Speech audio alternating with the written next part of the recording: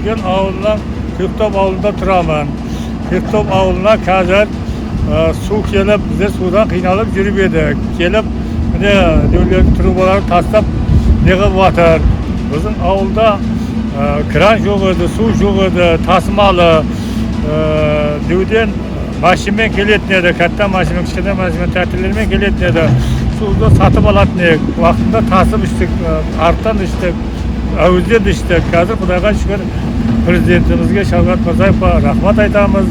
Sog' bo'lsin, salomat bo'lsin.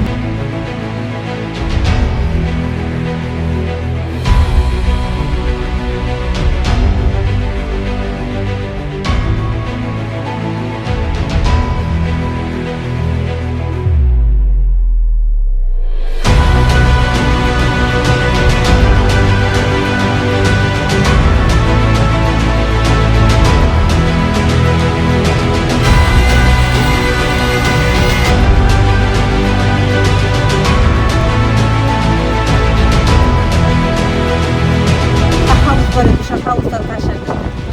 Satıldılar. Mana arpa, danalarda eksildi. Endi o'sha oqova suv kelib tursa, hamma xo'jalik uchun, hamma uchun yaxshi bo'ladi. Yaxshi. Shuni eshitib xursand bo'lib o'tiribmiz.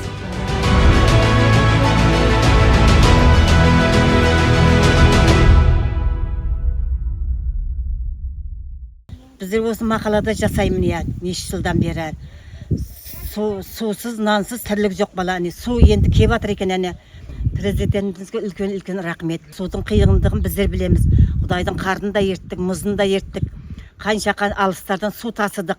Keyin aytıyorlar bir mashinani akeli traktormen keldi, ularni da ko'rdik hani. Çöl zonasında jasasaqdan endi suv kelyapti ekan.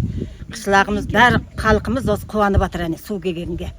Suvning qadrini bizler bilamiz. Bir tamşın hani.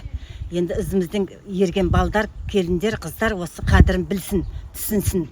Hozirgi kunda Navoiy viloyatida 2026-2028-yillar ichimlik va oqova suv quvurlarini rekonstruksiya qilish, mukammal ta'mirlash dasturlari asosida Kanmix tumanining Sho'rko'l mahalla fuqarolar yig'inidagi Haqiqat, Nurlijo'l va Yangiobod Qatag'an qishloqlarida ichimlik suv tortish ishlari amalga oshirilmoqda. Ushbu loyihada 11 milliard so'mlik mablag' sarf qilinishi ko'zda tutilgan.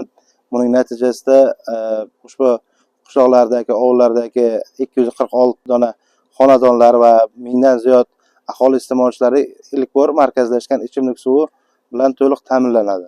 Ushbu dasturimiz 2026-yil yakuniga qadar ishlar tugatilishi ko'zda tutilgan bo'lib, hozirgacha 30 kilometrdan ortiq ichimlik suv quvurlari yotqizilib, qolgan ishlar davom etmoqda.